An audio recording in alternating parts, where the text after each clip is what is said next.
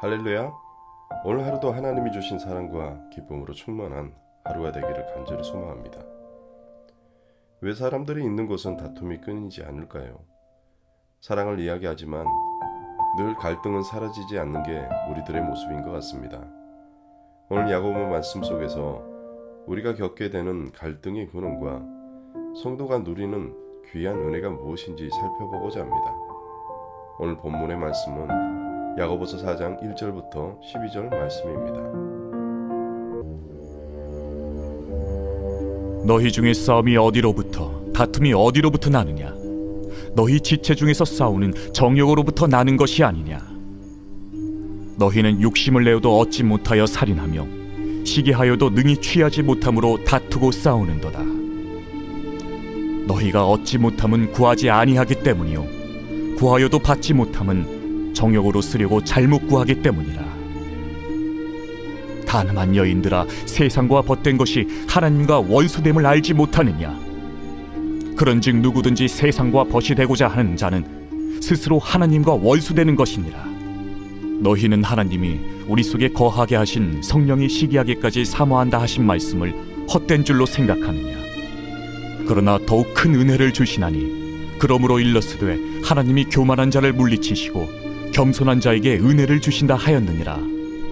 그런즉 너희는 하나님께 복종할지어다. 마귀를 대적하라. 그리하면 너희를 피하리라. 하나님을 가까이 하라. 그리하면 너희를 가까이 하시리라.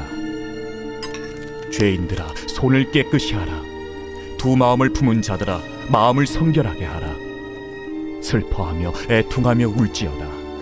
너희 웃음을 애통으로, 너희 즐거움을 근심으로 바꿀지어다. 주 앞에서 낮추라. 그리하면 주께서 너희를 높이시리라. 형제들아, 서로 비방하지 말라. 형제를 비방하는 자나 형제를 판단하는 자는 곧 율법을 비방하고 율법을 판단하는 것이라. 내가 만일 율법을 판단하면 율법의 준행자가 아니요 재판관이로다. 입법자와 재판관은 오직 한 분이시니 능히 구원하기도 하시며 멸하기도 하시느니라. 너는 누구이기에 이웃을 판단하느냐? 야고보 사도는 1절에서 그 분쟁의 장소가 교회 가운데 있었음을 보여줍니다. 사실 야고보 사도는 처음부터 끝까지 서신을 받는 대상이 유대인 그리스도인입니다. 그렇기 때문에 그들에게 분명히 이러한 문제가 있었다는 것을 유추해 볼 수 있습니다. 그렇다면 무엇이 문제입니까? 그들 사이에 싸움과 다툼이 있었다는 것입니다. 야고보 사도가 지금껏 야고보서에서 형제들이라고 부르는 사람들은 분명히 예수님을 믿는 사람들입니다. 그런데 그 형제들이 욕심을 부리고 싸우니까 야고보서 4장 4절에서는 가늠한 여인들이라고 부릅니다. 그런데 이 다툼의 출처가 사탄으로부터가 아니라 너희 지체 중에 싸우는 정욕으로부터 나는 것이 아니냐라고 이야기를 하며 우리 자신의 정욕에서부터 시작된다고 이야기합니다. 사실 다툼은 우리가 가지고 싶거나 소유하고 싶은 것이 좌절될 때 그것을 취하고 싶은 마음에서 발생하는 것입니다. 그래서 2절에서 야고보 사도는 자기가 갖지 못하는 것을 탐하는 자들은 살인한다고 말합니다. 표현이 좀 과격한 것 같지만 우리는 모두 마음과 입술로 살인죄를 짓고 있는 자들입니다. 이 말은 지금 야고보서의 독자들이 기도하기보다 욕심을 위해 서로 모의하고 싸우고 있었다는 것입니다. 그래서 2절에서 너희가 얻지 못함은 구하지 아니하기 때문이라고 언급합니다. 이것은 하나님을 갈망하지 않기 때문에 우리가 갈망하는 것을 얻지 못하고 있다는 것입니다.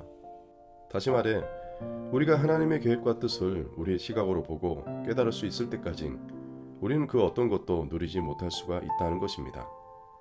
계속해서 3절을 보면 구하여도 받지 못함은 정욕에 쓰려고 잘못 구하기 때문이다라고 이야기합니다.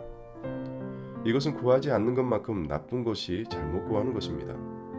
만약 우리의 기도가 잘못 사용된다면 기도를 전혀 하지 않는 것과 다를 것이 없다는 것입니다.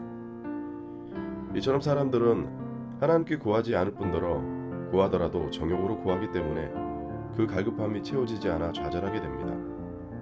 우리가 기억해야 할 것은 하나님은 분명 잘못된 동기로 구하는 것은 응답하지 않으신다는 것입니다. 그런 그들을 향해 4절에서 가늠한 여인들이라고 큰 소리로 부릅니다. 이들은 세상과 벗하고 있기에 하나님과 원수가 되었습니다. 이것은 하나님과 맺은 언약을 파기했기 때문입니다. 우리가 나의 욕구를 충족하기 위해 세상과 벗하는 것은 분명한 영적 관음입니다.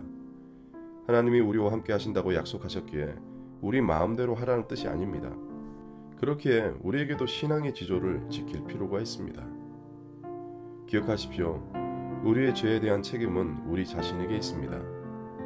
5절 보면 너희가 하나님이 우리 속에 거하게 하신 성령이 시기하기까지 사모한다 하신 말씀을 헛된 줄로 생각하느냐라고 했습니다. 이 말씀은 우리 하나님의 사랑은 질투하실 정도로 강하시다는 것입니다. 그렇게 그 하나님의 사랑에 우리는 영적인 민감성을 가져야 되겠습니다. 6절과 7절을 보면 야고보는 잠언 3장 34절을 인용하며 하나님은 교만한 자를 물리치시고 겸손한 자에게 은혜를 베푸시니 하나님께 복종하라고 이야기합니다. 복종이란 겸손한 마음으로 순종한다는 것을 의미합니다. 우리는 늘 풍성한 은혜를 부어주실 것을 기대하지만 실제 삶에서 오히려 교만한 마음을 품기 있습니다. 먼저 복을 주셔야 순종하겠다는 것입니다. 그러나 기억해야 할 것은 성경의 원리는 어린아이의 물고기 2마리와 보리떡 5개로 수천 명을 먹여줬던 것처럼 하나님께서 우리의 작은 믿음과 겸손에 대하여 놀라운 은혜를 부어 주신다는 것입니다. 우리의 겸손은 선한 것에 온유하고 악한 것에 단호하는 것입니다. 그렇게 7절에서 마귀에게 대적하고 하나님께 피하라고 하십니다. 그런데 야고보서 4장 6절에서는 더욱 큰 은혜라는 표현이 나옵니다. 은혜가 있고 더 큰 은혜가 있다는 것입니다. 우리가 믿음으로 구원을 받는 것은 하나님의 전적인 은혜입니다. 그러나 우리가 성령의 인도를 따라 하나님의 은혜에 어떤 반응을 보이느냐에 따라서 더 큰 은혜를 받을 수 있다는 것입니다. 8절 하나님을 가까이 하라 그리하면 너희를 가까이 하시리라. 하나님을 가까이 하면 하나님 역시 우리에게 가까이 나아오십니다. 두 마음을 품는다는 것은 하나님의 은혜를 막는 최대의 장애물입니다. 진짜 복을 누리길 원한다면 하나님만 섬기고 세상과 짝하는 어리석음을 버려야 합니다. 뿐만 아니라 9절 말씀처럼 자기의 죄에 대해 회개하는 자만이 장차 천국의 기쁨을 누릴 수 있습니다. 11절과 12절은 형제자매인 성도를 비방하고 판단하는 것을 강력하게 금합니다. 이것은 우리가 그리스도인이 되고 나서 우리에게 더 큰 은혜를 부어 주신다는 것입니다. 그렇게 우리는 더 큰 은혜를 사모하는 자세로 살아야 합니다. 본문은 육신의 정욕으로 형제 자매들과 다투고 싸우며 세상과 벗하며 살지 말라는 것입니다. 이것은 스스로 하나님과 원수되는 길이기 때문입니다. 그렇게 우리가 하나님께 나아가야 합니다. 우리 속에 있는 두 마음을 버리고 오직 하나님만 따라야 합니다. 그렇게 누군가 악한 일을 하더라도 함부로 판단하기보다 하나님께 맡기고 형제들을 세우기 위해 기도해주는 아름다운 모습을 잃지 않길 주님의 이름으로 기도합니다. 함께 기도하겠습니다. 은혜가 풍성하신 아버지 하나님, 우리가 인생을 살아가고 계획할 때 내 생각과 의지대로 살기보다 먼저 주님의 뜻을 구하고 의지하며 살게 하여 주시옵소서. 오늘 하루도 세상의 모든 정욕을 버리고 오직 겸손한 마음으로 하나님께 가까이 나아가게 하시고 내 중심의 삶이 아닌 오직 하나님 중심으로 살아가게 하여 주시옵소서. 매일 우리 삶 속에 우리를 유혹하는 마귀를 대적하게 하시고 하나님 말씀을 가까이 하며 하나님과 동행하는 은혜를 누리게 하여 주시옵소서.